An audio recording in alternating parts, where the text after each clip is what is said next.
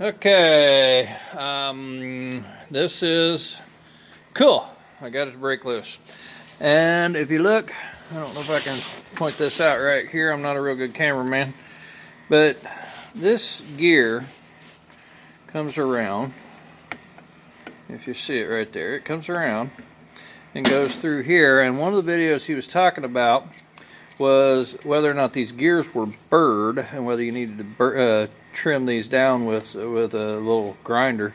If you look right here, there's a mark, and I know my lighting sucks. Let's see what I can do here. Okay, if you look right back in here, you can see where the gear has been rubbing, but I think that was from an old gear set because these bearings did not budge or move, and the edges of this gear, remember I said these look like new gears? Let me see if I can get my light straight here.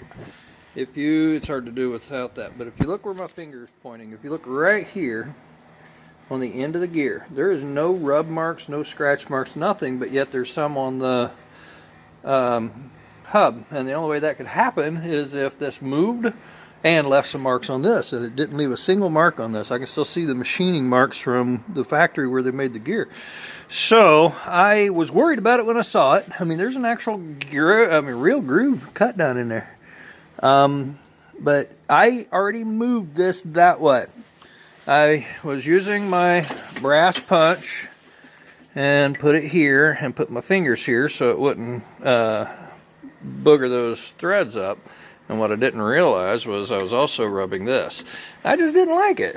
So I did something that I do when I'm stumped. I come up with a new plan.